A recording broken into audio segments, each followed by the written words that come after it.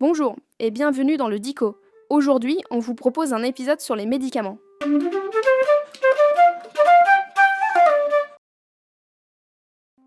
On en avale, on en injecte, on en étale, mais on ne sait même pas comment ça marche. Allez, retour aux bases. C'est quoi un médicament ?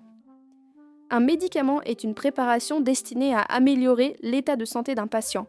Selon le Code de la santé publique, c'est un terme qu'on peut employer pour toute substance ou composition présentée comme possédant des propriétés curatives ou préventives, ou servant à modifier les fonctions physiologiques. Et oui, parce que l'aspirine c'est un médicament, mais l'insuline, la pilule du lendemain et le botox injectable aussi. Essayons de développer un peu ces points. Tout d'abord, pourquoi parle-t-on de préparation ? Ce terme fait référence au fait qu'un médicament est un savant mélange de différents composés. Tout médicament est composé d'une matrice et d'un principe actif. Le principe actif, c'est la substance qui va avoir un effet. Cela peut être une molécule de synthèse, comme le paracétamol pour le mal de tête, une protéine comme le facteur 7 pour les problèmes de coagulation, ou un extrait de plante comme la quinine pour le paludisme. Mais alors, pourquoi on a besoin d'une matrice si c'est le principe actif qui fait tout le job ? Parce que si dans un médicament vous n'aviez que du principe actif, il serait souvent impossible à utiliser. Le rôle de la matrice est de donner sa forme au médicament pour qu'il puisse être administré au patient. Par exemple, une poudre dans laquelle on mélange le principe actif pour créer le comprimé ou le sérum physiologique dans une seringue de vaccin. Dans la matrice, on peut également ajouter des excipients avec d'autres fonctions, comme du sucre, des arômes ou des colorants pour qu'un sirop soit plus agréable pour un enfant, ou alors des conservateurs pour stabiliser la préparation. Un médicament peut prendre plusieurs formes, c'est l'art de la pharmacie galénique. Comprimé, sirop, pommade, solution pour injection. Et à chacune de ces formes correspond un mode d'administration. Par exemple, un comprimé, c'est la forme galénique, et le mode d'administration, c'est la voie orale. Le but du jeu, c'est que notre principe actif arrive là où on le souhaite dans le corps.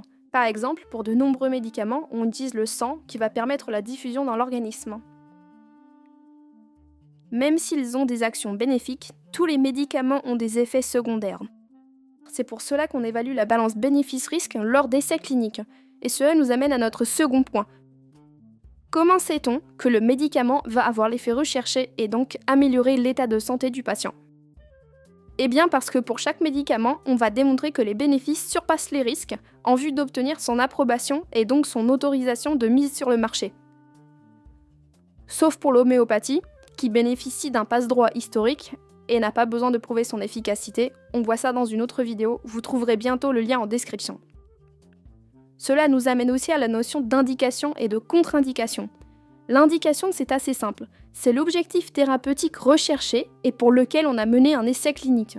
La contre-indication, elle, est une situation dans laquelle on a déterminé que le médicament pourrait nuire à l'état de santé du patient. Dans ces cas, il faut réexaminer la balance bénéfice-risque pour déterminer si on délivre le traitement ou non. Un autre point à aborder, c'est le risque d'interaction entre plusieurs médicaments. Une interaction, c'est quand un médicament va changer la façon d'agir d'un autre médicament, ce qui peut être très dangereux. Le problème étant qu'il est impossible d'évaluer en essai clinique tous les mélanges possibles et imaginables. Il faut donc faire preuve d'énormément de prudence quand vous prenez plusieurs traitements et toujours en discuter avec votre médecin ou pharmacien. Enfin, vous devez souvent entendre parler de posologie. C'est simplement la quantité de médicaments que vous allez devoir utiliser pour un soin efficace. Cela dépend de l'âge, du poids ou encore du type de maladie adressée. Par exemple, certaines classes de psychotropes sont utilisées à faible dose dans la dépression, mais nécessitent une posologie beaucoup plus importante pour traiter les troubles anxieux. La posologie est une autre raison pour laquelle il vaut toujours mieux demander à votre médecin ou pharmacien avant de prendre un traitement qui traîne dans vos placards. En résumé, un médicament, ce n'est pas juste un simple cachet. C'est une préparation, souvent complexe, pensée pour délivrer un principe actif de manière sûre et efficace. Entre la formulation, la posologie, les effets secondaires et les interactions possibles, chaque détail compte pour que le traitement soit bénéfique. La prochaine fois que vous avalez un comprimé, souvenez-vous que derrière ce petit bout de chimie se cachent des années de recherche, des essais rigoureux et une sacrée dose de science. Et en parlant de comprimés, est-ce exactement la même chose pour un complément alimentaire ? Car cela ressemble fortement à un médicament. Eh bien ça, on le verra dans une prochaine vidéo.